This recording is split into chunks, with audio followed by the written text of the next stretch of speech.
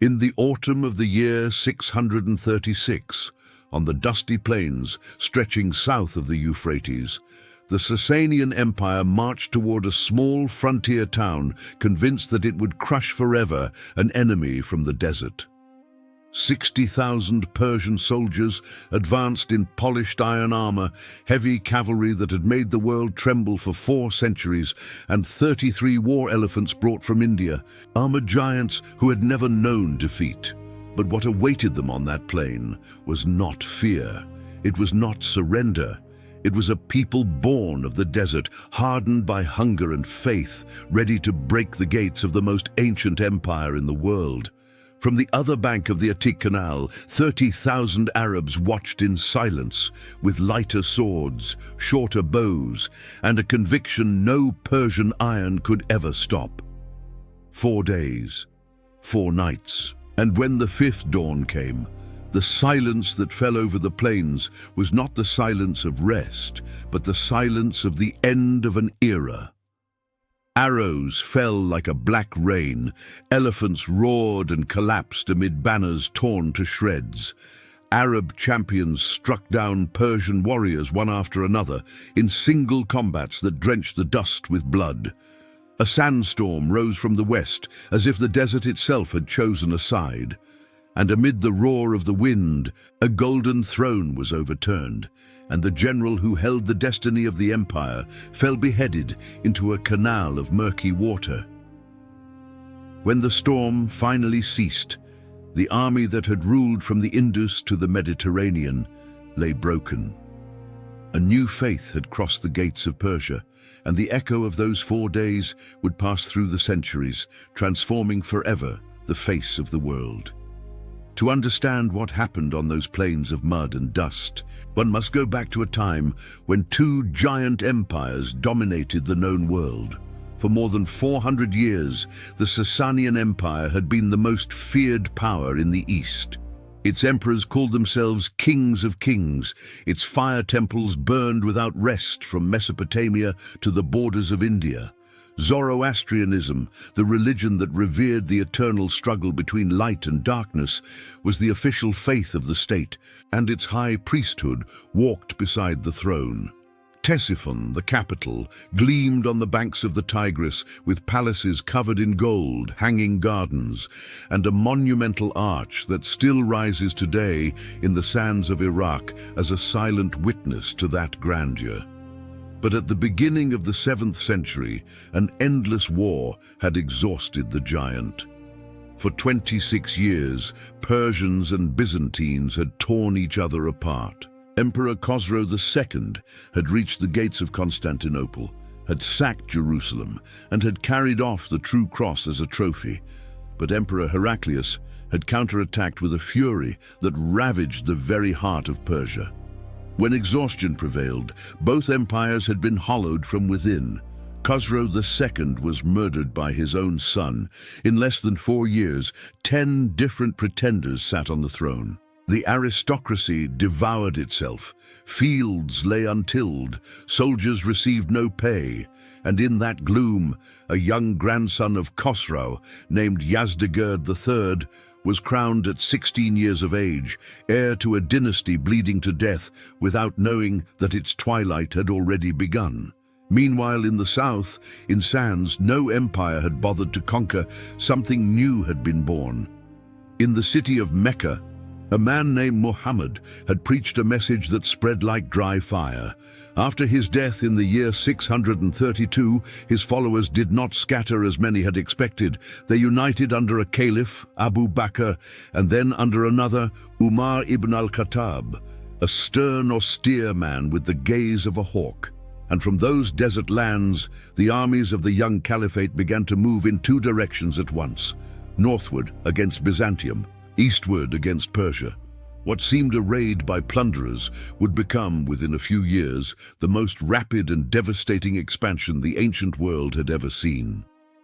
Against the armies of the caliphate, the Sasanian Empire sent its finest man. Rostam Farrokhzad belonged to the house of Ispah-Budhan, one of the 7 great noble families of Persia, and from his youth had been raised among horses, Zoroastrian scriptures, and treatises of military strategy. He was no impulsive warrior. He was a cold calculator, an amateur astrologer, a man who studied the stars before every decision. When the nobles asked him to take command against the Arabs, Rostam accepted with a dark weight upon his heart. Some later chroniclers would recall his words. He said that this war was not necessary. He said that hunger would drive the Arabs back to their deserts. He said that the stars did not favor Persia, but duty dragged him onward. He was the Sparbed, the supreme commander, and an empire crumbling apart needed him as its last pillar. Across from him, the Caliph Umar had chosen a very different man. Sa'd ibn Abi Waqqas was the uncle of the Prophet of Islam himself, one of the first converts, a warrior of robust build and piercing gaze. But upon arriving at Qadisiyyah, an illness struck him. His skin became covered with painful sores. He could barely hold himself in the saddle. And yet the Caliph did not relieve him. Sa'd would direct the battle from an old ruined palace, watching from a window, shouting orders to a lieutenant who galloped between the ranks. The paradox of the battlefield was enormous. The empire was sending its finest general in full vigor. The caliphate was sending a sick commander, bedridden, barely able to move. But around Sa'd were men whose names the desert would remember forever. There was Al-Qadisiyyah ibn Amr, veteran of the Battle of Yarmouk, a warrior of whom it was said that he was worth 1,000. There was Al-Mughira ibn Shuba, a diplomat sharp as a blade. There were the duelists, the Mubarizun, men trained from childhood in single combat, capable of cutting down a Persian champion before the two formations even clashed. And there were the recent converts, entire tribes that scarcely a year before had fought against the caliphate, and now marched under its banner, hungry for redemption and plunder. Beneath the other banner waved something different. The Derafsh Kaviani, the ancestral standard of Persia, a gigantic piece of leather covered with jewels, gold, and precious stones, so heavy that several men were required to hold it. It was the symbol of 4 centuries of power, and in those 4 days, that banner would fall into the mud. The summer of 636 was consumed in a deceptive calm. The two armies watched each other from opposite banks of the Attic Canal, separated only by a strip of murky water. For nearly 4 months, the battlefield was a field of words. Sa'd sent emissaries to the Persian camp. Men with dusty beards, draped in torn cloaks, mounted on lean camels. They entered the Sasanian camp, wrapped in the glory of the desert and surrounded by imperial magnificence. The Arab chronicles would remember those encounters in detail. When Mughira ibn Shuba sat across from the Persian general, he did so upon the silken carpets in his dusty sandals, without removing them, looking Rostam directly in the eyes.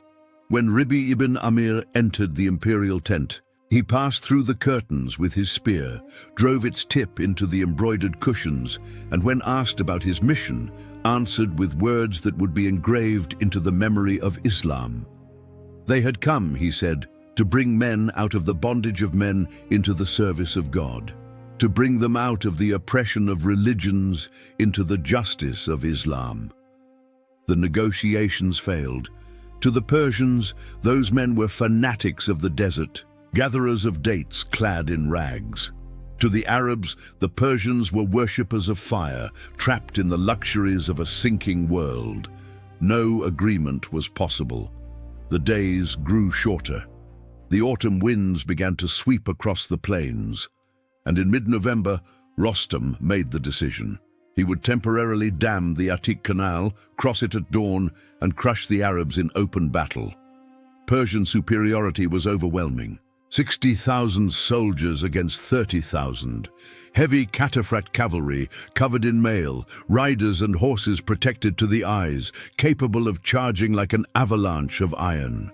The immortals, 10,000 infantrymen, chained together so that none could flee, direct heirs of the ancient Persian tradition. The Sasanian archers, with composite bows whose power was legendary, and the elephants. 33 colossal beasts with combat towers upon their backs, full of archers and spearmen. The Arab army, by contrast, was lighter, more diverse, more improvised. But the desert had taught them to move fast, to strike and vanish, to endure the sun and hunger as no other people on earth. When the 16th of November dawned over the plains of Qadisiyyah, the two armies saw each other for the first time in full formation. The pale light of Persian winter fell upon banners of 1,000 colors. Dust rose from the hooves of the horses. The drums began to beat. The first day would be known in the Arab chronicles as Yawm al-Amath, the day of disorder. Sad, bedridden in his window of the ruined palace, ordered that the duels begin before the general battle. The Mubarizun advanced one by one, shouting their lineages, challenging the Persian champions to leave the ranks. And the Persians answered. Knights in mirrored armor, nobles of the great houses, came out to the center of the field. The dust filled with the clash of steel. Duelists fell and rose again. Soldiers on both sides shouted the names of their champions. The chronicles say that on that day 30 single combats were fought, and that in nearly all an Arab won. But the Persians had not come there to lose duels. When they considered that the morale was sufficiently kindled, Rostam gave the order. The elephants advanced first. 33 mountains of armored flesh, with iron bells dangling from their tusks, with wooden towers upon their backs filled with archers. The Arab horses, which had never seen such beasts, recoiled with eyes full of panic. The Muslim cavalry broke apart. The elephants charged into the central ranks, crushing men beneath their feet, raining arrows from the towers as if they were living castles. Saad saw it from his window and understood that the battle could be lost in that very moment. He sent urgent orders to the tribes of the Bani Asad and the Bani Talib. The men of the desert understood what was being asked of them. They advanced on foot with long knives and axes. Slipping between the legs of the giants, they cut the ropes that held the combat towers. The platforms crashed to the ground with their archers inside. Some elephants, wounded in the eyes and trunks, turned upon their own masters. The elephant charge lost its force, but the day still belonged to the Persians. The Sassanian arrows fell like rain, heavier and more precise than the Arab ones. Hundreds of Muslims died beneath that hail of iron. When night fell, the field was strewn with corpses. The women of the Muslim camp roamed the ground, tending to the wounded, sewing flesh with thick thread, giving water to the dying. Saad, at his window, did not sleep. Nor did Rostam, seated beneath his golden canopy on the bank of the Atik, watching the enemy fires that burned like a sea of fireflies in the darkness. The second day would be called Yawm al-Agwath, the day of succor, because at midday something shifted the weight of the scales. The Muslims had been resisting for hours when, on the western horizon, columns of dust appeared. Reinforcements were arriving from Syria. They were veterans of the triumph against Byzantium at Yarmouk, men who had seen the imperial armies of the West fall only 3 months earlier. 5,000 of them, by some sources 6,000, marched under the command of Hashim ibn Utbah, nephew of Saad himself, and at the head came a man whose name would shake the Persian camp. Al-Qadisiyyah ibn Amr, veteran of Yarmouk, had conceived a brilliant stratagem. Instead of presenting himself all at once with all his men, he divided them into small groups. Each hour, a new column appeared on the horizon, raising dust, shouting, waving banners. To the Persians, it seemed that an endless new army kept arriving. To the Arabs, it was an endless injection of faith. On that day, Qaqqar himself rode out onto the field and challenged the Persian champions to single combat. The chronicles say that on that day he fought in 30 individual encounters, that he killed several Sassanian nobles, and that he recited verses in the midst of battle while blood ran down his arms. The Muslim ranks, encouraged, advanced. The elephants this time were repelled with tactics learned the day before. The Persians, however, were beginning to feel the weight of fatigue. They had crossed the canal with their entire army and found themselves on hostile terrain, with fewer supplies than expected. When night fell on the second day, the dead were counted by thousands on both sides. But something invisible had shifted in the air. The initiative, that ethereal coin that decides battles, had begun to tilt. Sad, from his window, saw Kaka enter the camp covered in dust and blood, and bowed on his cot with his hands joined, whispering a prayer.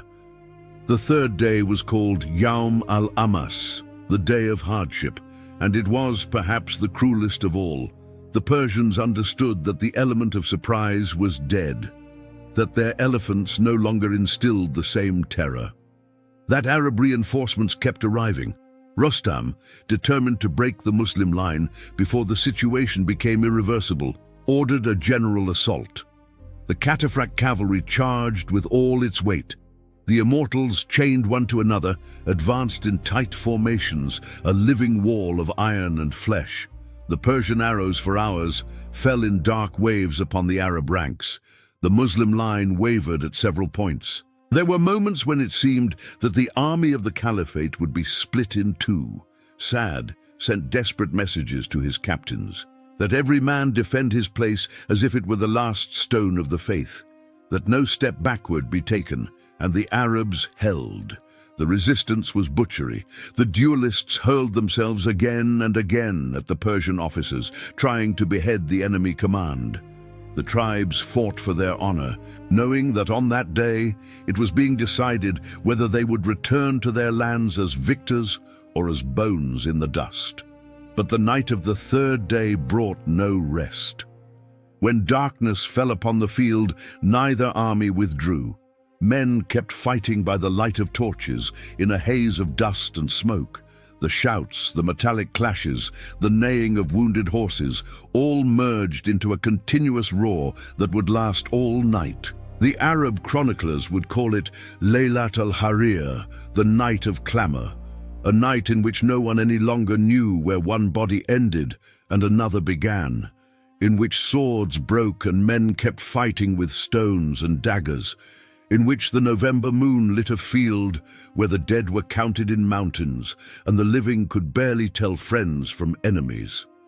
Saad, from his window, heard that roar for hours and feared that his army had disintegrated. Rostam, beneath his canopy, also heard the rumble, and for the first time, according to some accounts, his face darkened with a doubt he had never known.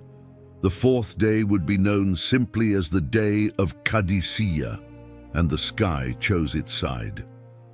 When dawn began to break on the 19th of November, a strange wind rose from the west. It was a desert wind, harsh, laden with fine sand.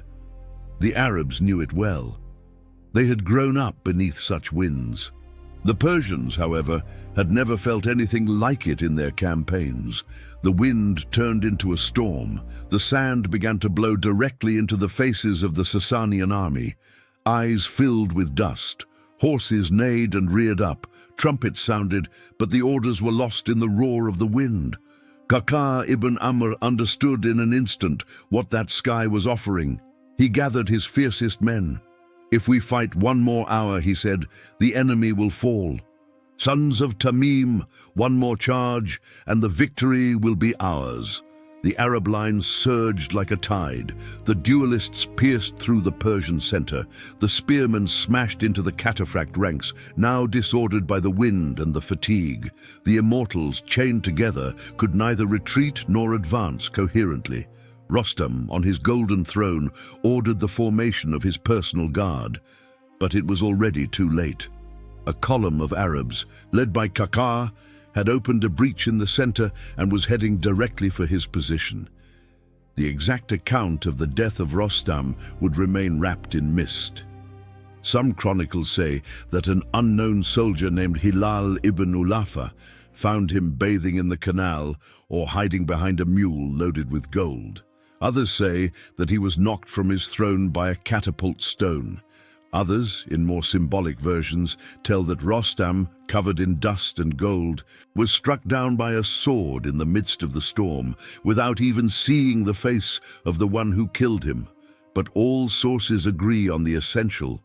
When his head was raised into the air and shown to the Persians, the cry of Arab victory crossed the plain like lightning, and the Sasanian army crumbled. The chained soldiers tried to flee and drowned in the canal.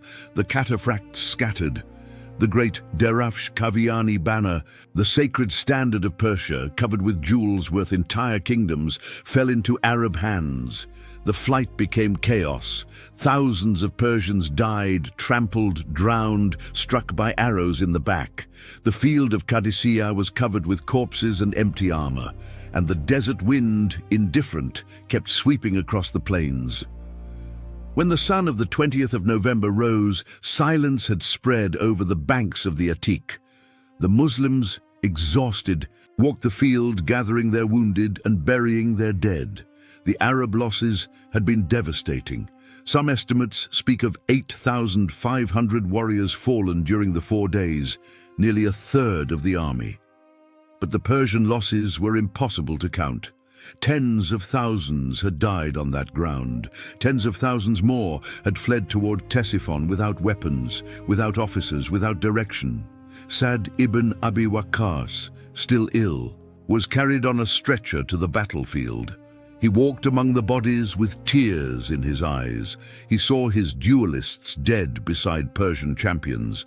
He saw the Derafsh Kaviani standard rolled and tied upon a camel, ready to be sent to the Caliph Umar in Medina. The chronicles tell that when the spoils were presented, Sa'd ordered that every coin, every jewel, every piece of silk be counted, and that Umar, upon receiving them in Medina, wept right there in the mosque. Not from joy, but from fear. He feared that Persian luxury would corrupt the purity of his people. But the wheel of history was already turning faster than any prayer. Yazdegerd III, the young emperor, received the news in Ctesiphon and understood that his throne was doomed. He ordered the capital to be evacuated. He loaded onto carts what he could of the millennial treasures and fled to the east. 3 months later, the Arabs entered Ctesiphon without resistance, passing beneath that gigantic arch that still rises today in the desert. They sacked palaces covered in gold. They found carpets so vast that no army could carry them, so they cut them into pieces and divided them among the soldiers. Fire temples, kindled for centuries without interruption, were extinguished one after another, while the new prayers replaced the ancient chants. And the silence that fell upon Ctesiphon that evening was a silence the world had not heard in 400 years. The fall did not end there. In the years that followed, the Arabs advanced into the heart of Persia. Yazdegerd fled from city to city, pursued by the shadow of his own dying empire. There were still battles, such as that of Jalula and that of Nahavand. The latter fought in the year 642, called by the Arabs the victory of victories. But after Qadisiyyah, nothing could stop the tide. In the year 651, Yazdegerd III was murdered by a miller in a forgotten village near Merv, while he slept dressed in his imperial robes.